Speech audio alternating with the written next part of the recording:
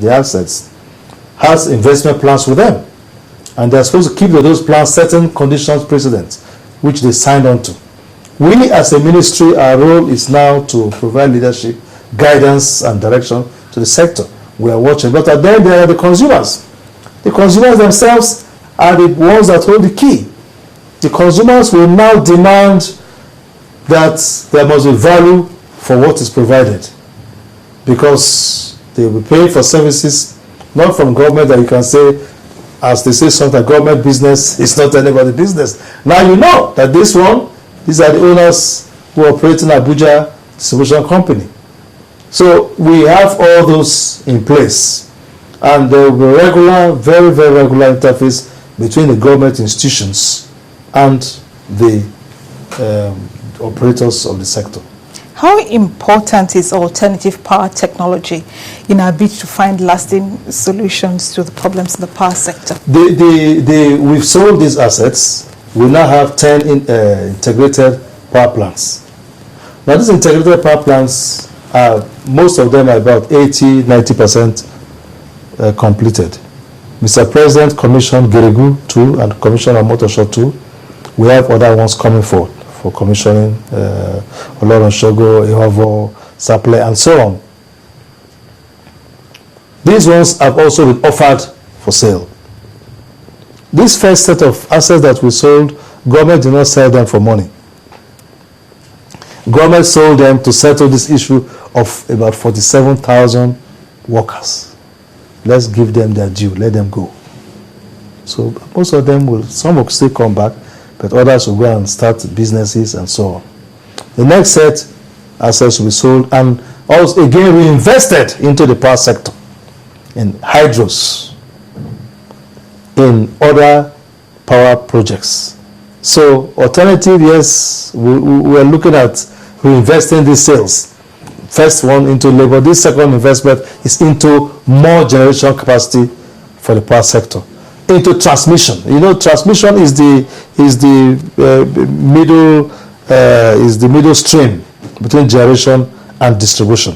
When you produce transmission, that takes it in bulk and takes it from city to city and passes on to the distributor. And that's where we have a problem, because we are generating more than we can take out. So we have, from the second sales, money is going to transmission. But then we are also emphasizing now on coal to power. We can generate at least about 5,000 megawatts from coal. We have never done that. We are very soon we'll take off with the first coal to power PPP between government and some investors. But so we now want to take advantage of the states that have this huge coal: Enugu, Kogi, Benue, Nasarawa, Gombe. That axis that produce the coal belt, Anambra. We want to see what we can do to develop these coal opportunities. There's hydro all over the country, water, and some areas can tolerate building of new dams. Then there's also solar. As a matter of fact, it is surprising that Europe, which is cold, it generates a lot of power from solar. And in the north of Nigeria and all parts, in fact, our solar map shows every part of Nigeria can produce solar energy in excess. Now, what we are focused is on gas, thermal power, which is in the south, particularly in the Delta area. And where we have to take it out, we build pipelines to far places which are very much prone to vandalization. So as a policy going forward, we're looking at developing more of the solar assets of the country, particularly in the north, so that we can create a balance of... solar cannot do too much at a time, but with the little ones we can produce 50 megawatts, 100 megawatts, we create a kind of arc and bring also the thermal plants, gas plants from the south, and form a grid that is more balanced and reduce technical losses of having to transmit power on long transmission lines. Let's go to some specifics. The Zungeru power plant was conceived almost 30 years ago. There's a lot of hope resting on that plant taking off and doing well. Given its importance, what took so long?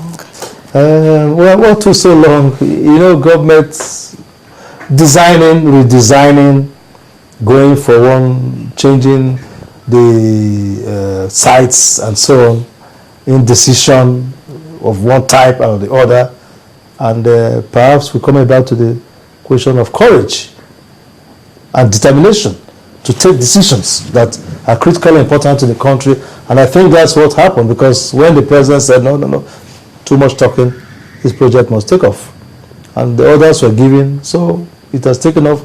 The project took off in May, 28th of May, President flagged it off. Then the Chinese contractors have moved to site. They finished level 1, that is taking the plan, and taking the plan to the site and identifying, putting the plan now on the site. They are now at the level of recruiting engineers to recruit thousands of young Nigerian engineers, in their thousands, and also bringing equipment from outside to start work. So it has taken off, and we hope that in the next 4 years that will bring 760 megawatts to the grid. But the project cost of about 1.36 billion has been criticized as excessive compared with similar projects in other parts of the world. Why is this costing Nigeria so much money? No. You see, I think there was a little error. It was one newspaper that published it. And in fairness to that newspaper, I won't want to call it newspaper, they actually did write to the ministry and said, we want to discuss with you the cost of Zungeru and compare with other dams around the world. And it was handled at a level where the reply did not come. So the newspaper was at liberty to publish what they had from other dams of about same capacity. The building of dams is not a stereotype. It's specific. Depends on location, depends on the type of equipment, and depends on the hydrology, the topography, which is the terrain, hydrology, how the water passes in the area. And the topography is, you see, dams are being built in mountainous terrains, particularly gorges. The example that paper gave were gorges which are, you don't even need to put a dam. It's natural, it's a natural waterfall. So you already have optimized advantage. So those are some of the factors that took into consideration. But if you look at the table, because if you build a dam of the size of Zungeru, you go through a body called International Commission of Dams. A build of a dam is almost like an aircraft. The details are there that anybody can go online and get it. It's not what you can go in your village in one house and concord. So because it's subject to public international review under the International Commission of Large Dams. And in the terrain for which Zungeru is being built, Zungeru is one of the cheapest of dams of that size. But the paper gave an example of Three Gorges Dam in China, and another dam in Ethiopia, and a dam in Brazil.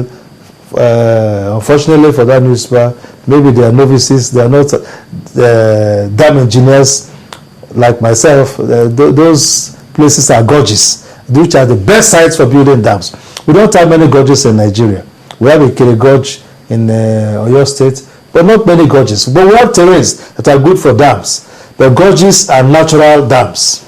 So that was the issue with Zungeru, and I think... So are we thinking of utilizing these natural gorges? There's already a dam in the Kiri Gorge. Unfortunately, the Nigerian factory, it was built many years, and a big dam, and the hydro was not put in place.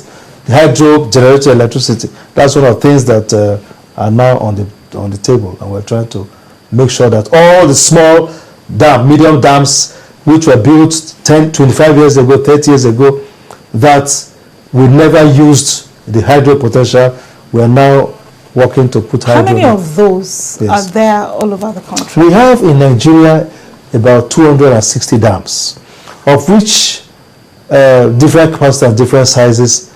At least of that number, more than half can tolerate some form of hydro. But we have now started off with 17 of them that we have fully studied, and we are soon going to start the procurement process and concessioning process to hand over to people to run. Process of putting the electromechanical component. The dam is already there. So it's now to bring the hydro turbines and put there. Then after that, we concession for private people to run.